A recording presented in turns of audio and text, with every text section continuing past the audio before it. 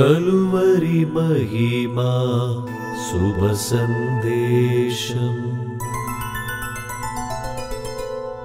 దేవుని పరిశుద్ధ గ్రంథములో నుండి కీర్తనల గ్రంథము 62వ కీర్తన 2వ చరణాన్ని మనము చదువుకుందాం.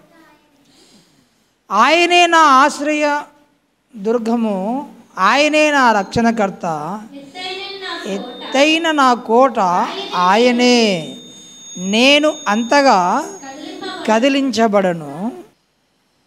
చదవబడిన దైవ లేఖన భాగము దేవుడు మనందరి వినికిడిలో మనకు ఆశీర్వాదకరంగా మార్చునుగాక. ఆమేన్.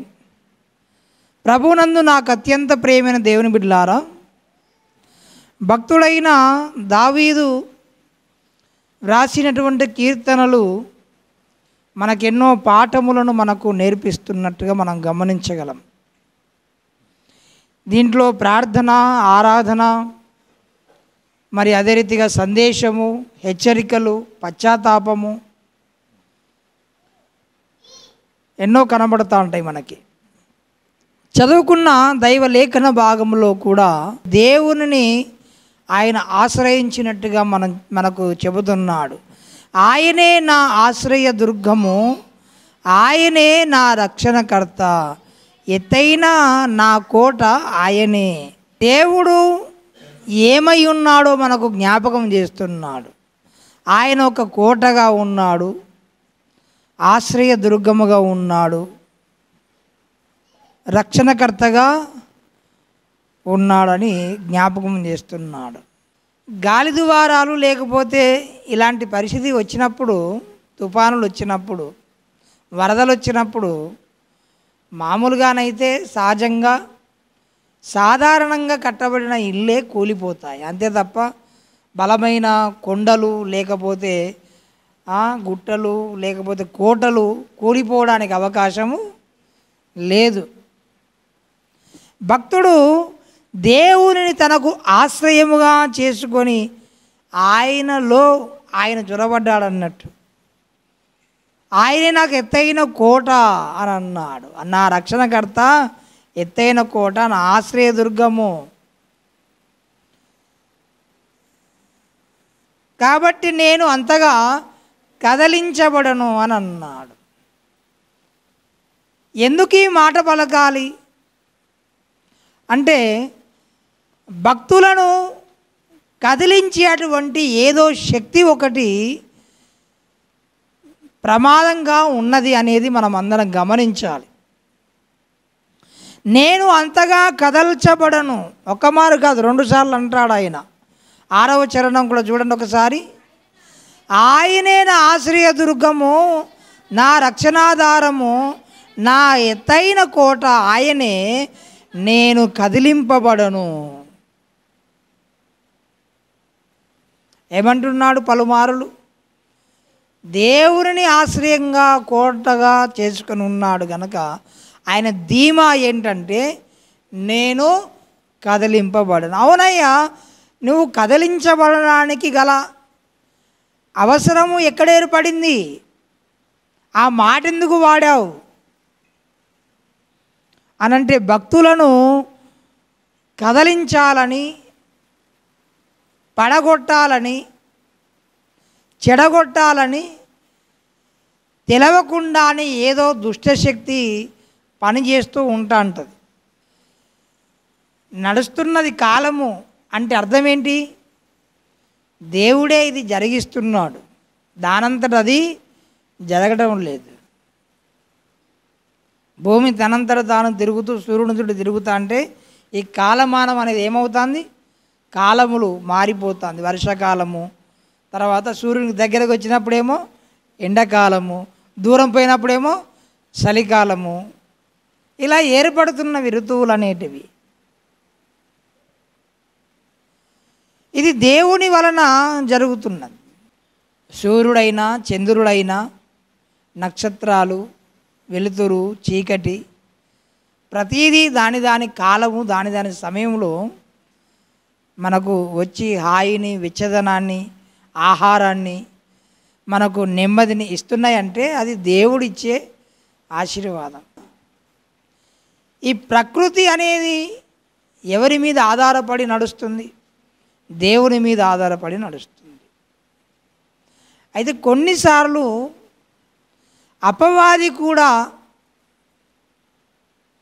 కొన్ని శోధనలు కలిగించడానికి మన మీద దాడి చేసే ప్రమాదం ఉంటుంది.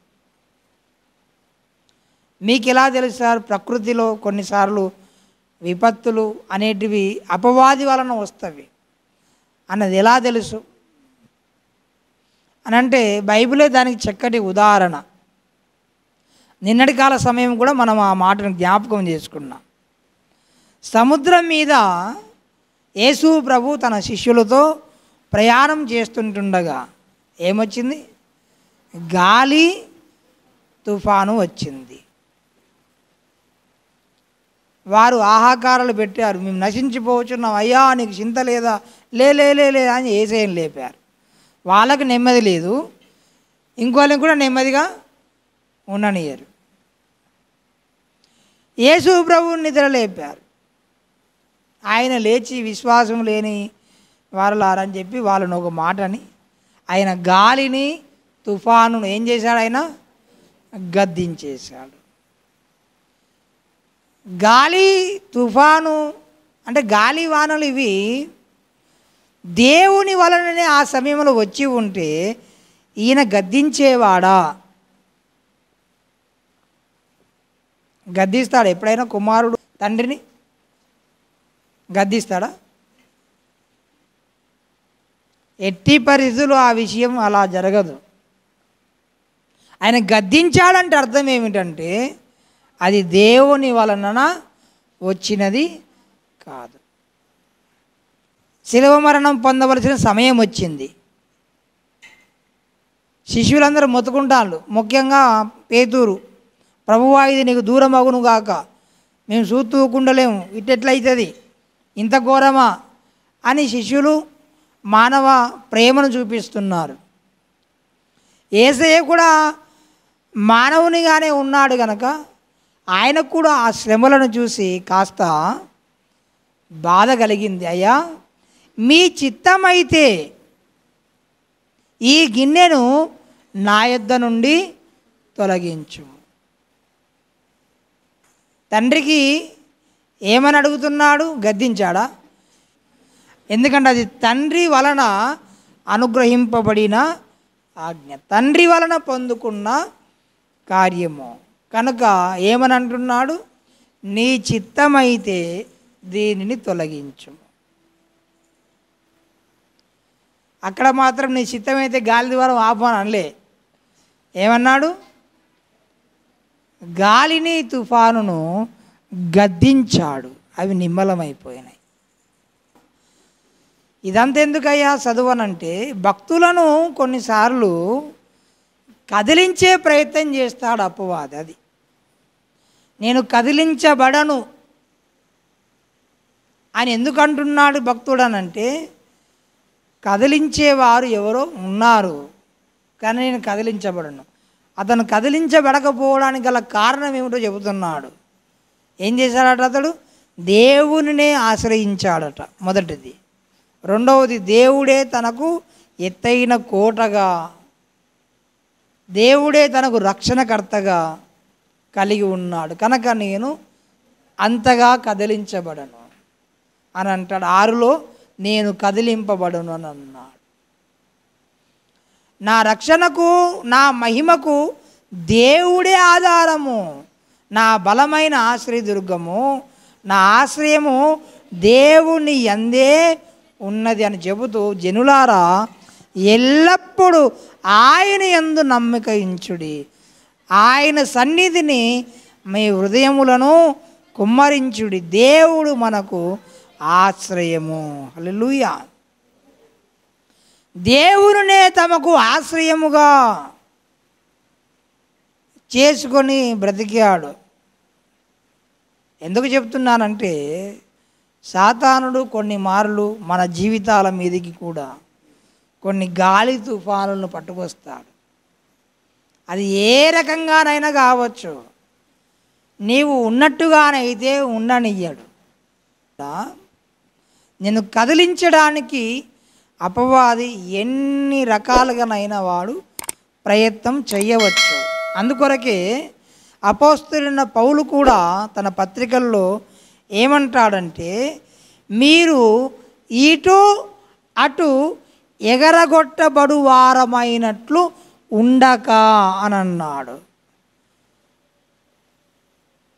గాలి బాగా వచ్చిందనుకోండి, లూజ్గా ఉన్నవి ఏం చేస్తాయి, అటు ఇటు కొట్లాడుతూ ఉంటాయి. ఇక కొన్నిసార్లు మొత్తమే ఎగిరిపోతాయి. మొన్న ఒకరి గాలి తుఫానుకు ఒకరి ఇల్లు కప్పు మొత్తం లేచి ఇంకోరి ఇంటి మీద పడిపోయింది. ఎఫెసీయులకు రాసిన పత్రిక 4వ అధ్యాయము, ఎఫెసీయులకు రాసిన పత్రిక 4వ అధ్యాయము 14వ వచనం. అందువలన మనం ఇక మీదట పసిపిల్లలమై ఉండి మనుషుల మాయోపాయముల చేత వంచనతోనూ తప్పు మార్గమునకు లాగు కుయుక్తితోనూ గాలికి కొట్టుకొని పోవు కల్పింపబడిన ప్రతి ఉపదేశమునకు ఇటు అటు కొట్టుకొని పోవచ్చు అలల చేత ఎగరగొట్టబడిన వారమైనట్లు ఉండకానన్నాడు. గాలి వలన ఇటు అటు ఎగరగొట్టబడిన వారమైనట్లు ఉండక, గాలికి కొట్టుకొని పోవునట్లు. నిన్ను గాలికి ఎగరగొట్టేటట్టు చేసేది అపవాది అని చెప్పుకున్నాము. అయితే అపవాది కొన్నిసార్లు మనుషులను కూడా వాడుకుంటాడు. వాడు కొంతమంది వలన కొన్ని తుఫాన్లు వస్తాయి, కొన్ని విపత్తులు కలగవచ్చు. ఎందుకంటే అపవాది చేతిలో బలంగా వాడబడేవారుగా ఉంటారు. అందుకొరకే మనుషుల మాయోపాయముల చేత వంచనతోనూ తప్పు మార్గం లాగు కుయుక్తితోనూ అని అన్నాడు. నిన్ను అపవాదులలో పడేయడానికి, నిన్ను కదిలించడానికి, నిన్ను దేవునికి దూరం చేయడానికి, నీ ఉన్నటువంటి స్థితి నుండి నిన్ను పడగొట్టడానికి, నిన్ను గాయపరచడానికి, నిన్ను చెదరగొట్టడానికి అపవాది ఏం చేస్తాడట, గాలి కొట్టినట్టుగా కొడతాడట. ఇక నువ్వు కదిలించబడతావా కదిలించబడవా అనేది అప్పుడు తెలుస్తుంది. చాలామంది జీవితాలు పాడైపోయినట్టుగా మనము గమనించగలం. అపవాది యొక్క కుతంత్రాలలో పడిపోయి గాలి చేత ఇటు అటు కొట్టబడుతున్నట్టుగా మనం గమనించగలం. నీకు కొంతమంది సలహాలు శాపంగా మారచ్చు, కొంతమంది నీకు చేసే ఉపదేశము నీ గురిగా మారచ్చు. అందుకొరకే నేను ఏ బోధలు పడితే ఆ బోధలు వినొద్దని చెప్తాను. కొన్నిసార్లు కొన్ని రకాల టీచింగ్స్ వలన కూడా నీవు కదిలించబడడానికి అవకాశం ఉండింది. ఉత్తరం చెల్లించని పాట పాడతాను. నేనేం చేసినా కొడదామంటే నేనేమి కంజలను తీసుకపోతే గట్టిగా చప్పట్లు కొడతాను. ఆయన ఆపుల్ని అని అంటాను. ఏంటిది ఆపాలి? చప్పట్లు కొట్టి. అరే నువ్వు చప్పట్లు కొట్టు ఆపను ఏందయ్యా? సర్వజనులారా చప్పట్లు కొట్టలేడు వాక్యములు నువ్వు ఆపులని ఇక్కడ చప్పట్లు కొట్టుడు ఆపిస్తాను అంటే వచ్చిన సేవకుడు ఏదో బోధ చేశాడు ఆయనకు. ఏమనంటే మనం చప్పట్లు కొట్టద్దు, మనం చప్పుళ్ళు చేయొద్దు అని బోధ చేశాడు. అవునయ్యా అంటే ఏదో 2-3 వచనాలు ఏదో ఆయనకు అనుకూలంగా ఉన్నాయి చూపెట్టిండు. అంత మాత్రమే కాకుండా కాస్త ఆదరించిండు కూడా ఆర్థికంగా. ఇక ఈయన ఈ బోధలకి వెళ్ళి ఏం చేసిండు, ఇక పోయి దాంట్లోకి వెళ్ళిపోయాడు. ఇక ఆయన చప్పట్లు కొట్టాడు, ఇప్పుడు ఇంకోళ్ళు చప్పట్లు కొట్టనియ్యాడు. ఆయన వాయిద్యాలు వాయించాడు, ఇంకోళ్ళను వాయించనియ్యాడు. ఏమైంది అనంటే మనుషుల మాయోపాయముల చేత తప్పు మార్గము లాగు కుయుక్తి చేత ఏం చేశారు, నువ్వు పసిపిల్లలుగా ఉంటే అలానే చెదరగొట్టబడతావు. మరి గాలికి కొట్టుకొని పోయే పొట్టు వలె. ఈ అంత్యకాలం ఎలాంటిదంటే గడ్డపారలు కూడా గాలికి ఎగిరి అటువంటి పరిస్థితి వస్తుంది. గడ్డపారలు బలంగా ఉంటాయా? గడ్డిపోసలు బలంగా ఉంటాయా? గడ్డపారలు కూడా గాలికి ఎగిరిపోయే కాలంలో బ్రతుకుతున్నాం మనం. అంటే బలమైన వారు, ఇక ఇతడు స్థిరమైన వాడు, ఇతడి కంటే విశ్వాస యోధుడు లేడు, ఇతడి కంటే ఆత్మీయంగా బలవంతులు లేరు అనేటోళ్ళే ఏమవుతారట? పడిపోయేటువంటి కాలంలో ఉన్నాం. సాధ్యమైతే ఏర్పరచబడిన వారిని సైతము మోసం చేస్తాడట అపవాది. మనకు తెలుసు, పిలువబడిన వారు అనేకులు, ఏర్పరచబడిన వారు కొందరి అని అన్నాడు. అంటే వీళ్ళు ఒక ప్రత్యేకమైన గుంపు. అందరిని పిలిచాడు దేవుడు, మళ్ళీ దాంట్లో కొందరిని ఏర్పాటు చేసుకున్నాడు. అపవాది అట సాధ్యమైతే ఏర్పరచబడిన వారిని సైతం ఏం చేస్తుందట? మోసం చేస్తుంది. సామాన్యమైన ప్రజలు మోసపోయారంటే ఒక అర్థం ఉంది, కానీ ఆత్మీయంగా బలంగా ఉన్నవారు మోసపోతే భయంకరంగా ఉంటుంది పరిస్థితి. మనము పసిపిల్లలమై ఉండి మనుషుల మాయోపాయాల చేత ఇటు అటు గాలికి కొట్టుకొని పోవు వ్యక్తులముగా మనము ఉండకూడదని అన్నాడు. ఇంతకు ఎందుకొరకు చెప్పుకుంటున్నామంటే, దావీదు ఏమంటాడంటే, నేను అంతగా కదిలించబడను, నేను కదల్చబడను అని నొక్కి మరీ చెబుతున్నాడు కదా. ఎందుకు ఆ ప్రస్తావన వచ్చిందంటే, అపవాది ప్రతి ఒక్కరిని కదిలించే ప్రయత్నం చేస్తుంది. అది వారి యొక్క గ్రంథంలో ఈ రీతిగా రాసుకున్నారు. అపవాది అనేది అందరిని ముట్టిందట, ఒక యేసు ప్రభువును ముట్టలేకపోయింది అని రాసుకున్నారు వాళ్ళే. హల్లెలూయా, హల్లెలూయా. అంటే అపవాది అందరినీ ముట్టి లేకపోతే కదిలించే ప్రయత్నం చేస్తాడు. అంటే కాస్త బలహీన పడితే అపవాది నేను కదిలించినప్పుడు నువ్వేం కావడానికి అవకాశం ఉంది? పడిపోవడానికి అవకాశం ఉంది. కనుక అపవాది మనలను అసలే ముట్టడు అనే గ్యారెంటీ లేదు, కానీ వాడు కదిలించిన నువ్వు కదల్చబడకుండా దేవునిలో నువ్వు భద్రంగా ఉండాలనేది దేవుడు పంపించిన సందేశం. హల్లెలూయా. మరి అపవాది ఎలా శోధిస్తాడు, ఎలా కదిలిస్తాడు అంటే, వాడు కదిలించడానికి నీకు ఎవరినైనా వాడుకోవచ్చు. వాడు నీ పరిచయస్తులనే వాడుకోవచ్చు, నీ స్నేహితులనే వాడుకోవచ్చు, నీ భార్యనే వాడుకోవచ్చు, నీ భర్తనే వాడుకోవచ్చు, నీ పిల్లలనే వాడుకోవచ్చు, లేకపోతే నీ బంధువులనే వాడుకోవచ్చు, లేకపోతే ఎవరినైనా వారు వాడుకోవచ్చు నిన్ను కదిలించడానికి. యేసయ్యను కూడా కదిలిద్దామని ప్రయత్నం చేశాడు అపవాది. పేతురులో దూరాడు. మరి కొద్ది రోజుల్లో నేను శిలువ మరణం కాబోతున్నాను అని అనగానే పేతురులో అపవాది దూరి యేసయ్యకి అర్థమైపోయింది, సాతానా నా వెనుకకు పో అని అన్నాడు. హల్లెలూయా. పేతురు మరి మామూలు మనిషి కాదు. మరి నా గురించి జనులు ఏమనుకుంటున్నారు అని అంటే ఒక్కొక్కరు ఒక్కొక్క రకంగా అనుకున్నట్టుగా చెప్పారు. మరి నీవేమనుకుంటున్నావు అని అడిగాడు పేతురును. ఏమన్నాడు పేతురు? దేవుని కుమారుడవైన క్రీస్తు అని అనుకుంటున్నానని అన్నాడు. మత్తయి సువార్త 16వ అధ్యాయము 13 చదవండి.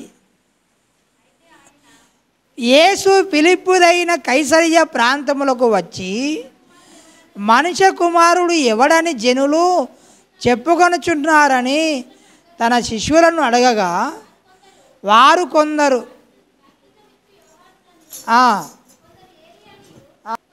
మీరైతే నేను ఎవడనని చెప్పుకొనుచున్నారా నేను. అందుకు సీమోను పేతురు, నీవు సజీవుడగు దేవుని కుమారుడవైన క్రీస్తు అని చెప్పాను. హల్లెలూయా! ఎంత ప్రత్యక్షత కలిగిన వాడో చూడండి. నీవు సజీవుడవగు దేవుని కుమారుడవైన క్రీస్తు అంటే నువ్వు అభిషక్తుడవు, మెస్సియావు అని విశ్వసించాడు. యేసయ్య ఏమన్నాడు? అందుకు సీమోను బర్యోనా, నీవు ధన్యుడవు, పరలోకమందున్న నా తండ్రి ఈ సంగతులు నీకు బయలుపరచనే గాని నరులు నీకు బయలుపరచలేదు. మరియు నీవు పేతురువు, ఈ బండ మీద పాతాళలోక ద్వారములు దాని ఎదుట నిలవనేరవని నేను నీతో చెప్పుచున్నాను. పరలోక రాజ్యం యొక్క తాళపు చెవులు నీకిచ్చేదను. నీవు భూలోకమందు దేని బంధించుదువో అది పరలోకమందు బంధింపబడును, భూలోకమందు దేనిని విప్పుదువో అది పరలోకమందు విప్పబడును అని అతనితో చెప్పాను. అటు పిమ్మట తాను క్రీస్తు అని ఎవరితోనూ చెప్పవద్దని ఆయన తన శిష్యులకు ఖండితముగా ఆజ్ఞాపించెను. అప్పటి నుండి తాను యెరూషలేమునకు వెళ్ళి పెద్దల చేతను, ప్రధాన యాజకుల చేతను, శాస్త్రుల చేతను అనేక హింసలు పొంది చంపబడి మూడవ దినమున లేచుట అగత్యమని యేసు తన శిష్యులకు తెలియజేయ మొదలుపెట్టగా, అన్ని ప్రత్యక్షతలు పొందుకున్న శిష్యుడు ఇక ముందు జరగబోయే దైవ కార్యము, దైవ చిత్తం ఏమిటో వారికి చెప్పాడు. నేను యెరూషలేమునకు వెళతాను, పెద్దల చేత, ప్రధానుల చేత, శాస్త్రుల చేత అనేక హింసలు పొంది చంపబడి మూడో దినమున లేస్తాను, అది తథ్యము, తప్పకుండా అలా జరుగుతుంది అని చెబుతుంటే పేతురు ఏమన్నాడు చూడండి. చెయ్యి పట్టుకొని, ప్రభువా అది నీకు దూరం అగును గాక, అది నీకెన్నటిని కలగదని ఆయనను గద్దింపసాగాను. ఎవరిని గద్దిస్తున్నాడు? ఇప్పటిదాకానేమో నీవే క్రీస్తు అని అన్నాయనను, ఇప్పుడేమంటున్నాడు? గద్దిస్తున్నాడు, ఇది నీకు దూరం అగును గాక అని. వద్దు వద్దు వద్దు, మళ్ళీ చేయి పట్టుకున్నాడు. యేసయ్య ఉన్నాడు చూడు. అప్పుడు యేసు ఆయన పేతురు వైపు తిరిగి, సాతానా నా వెనుకకు పొమ్ము, నీవు నాకు అభ్యంతర కారణమై ఉన్నావు. నీవు మనుషుల సంగతులనే తలంచుచున్నావు కానీ దేవుని సంగతులను తలంపక. పేతురుని అన్నాడు, పేతురులో ఉన్న అపవాదిని గద్దిస్తున్నాడు. సాతానా నా వెనుకకు పొమ్ము. కొన్నిసార్లు మనుషులే ఎలా మాట్లాడతారు? అచ్చు సైతాను మాట్లాడినట్టు మాట్లాడతారు. కానీ వారు మాట్లాడింది సాతాను మాటనా, దేవుని మాటనా వివేచించే జ్ఞానం నీకు ఉండాలి. ప్రియ దేవుని బిడ్డ, పేతురులో అపవాది ఉండి మాట్లాడిస్తున్నాడు అనే విషయం యేసయ్య గ్రహించి ఏమనంటున్నాడు? నా వెనకకు పొమ్ము అని పేతురును గద్దించాడట. హల్లెలూయా! అంటే ఎవరిని ఉపయోగించుకున్నాడు? దైవ చిత్తాన్ని జరిగించకుండా యేసయ్యను అడ్డుకోవడానికి, ఆయనను కదిలించడానికి ఎవరిని ఉపయోగించుకున్నాడు? పేతురును. అపవాది యేసయ్యనే కదిలిద్దామని ప్రయత్నం చేశాడు. యేసయ్యను శోధిస్తాడు అపవాది? శోధించాడనే ఉంది. ఆయన 40 దినములు ఉపవాసం ఉండడానికి కొండకు వెళ్ళాడు. అపవాది ఏం చేశాడు? యేసయ్యను శోధించాడు, శోధించలేదా? ఆయన ఆకలి కొనగా ఈ రాళ్లను రొట్టెలుగా చేసుకుని తినమని అన్నాడు. ఎత్తైన కొండ శిఖరం మీద తీసుకుని వెళ్ళి ఇక్కడ నుండి దుముకుము అని అన్నాడు. ఎన్ని రకాలుగా శోధించాడు, కానీ అపవాది శోధనలు ఆయన కదల్చబడ్డా? కదల్చబడలేదు. పౌలు గారు ఏమంటారంటే సమస్త విషయములో ఆయన మనవలే శోధించబడినను పాపము లేనివాడుగా ఉన్నాడట. దయచేసి హెబ్రీయులకు రాసిన పత్రిక 4వ అధ్యాయము 15వ వచనం. మన ప్రధాన యాజకుడు మన బలహీనతల యందు మనతో సహానుభవము లేనివాడు కాడు గాని సమస్త విషయములలోనూ మన వలనే శోధింపబడినను ఆయన పాపము లేనివాడుగా ఉండెను. అక్కడ మనం జ్ఞాపకం చేసుకోవాల్సిన మాట ఏమిటంటే సమస్త విషయములలో ఆయన మన వలనే శోధించబడినాడు. నిన్ను అపవాది పడేయడానికి ఎన్ని రకాలుగా కదిలించే ప్రయత్నం చేస్తాడు, శోధిస్తాడు, యేసయ్యను కూడా అలానే శోధించాడు.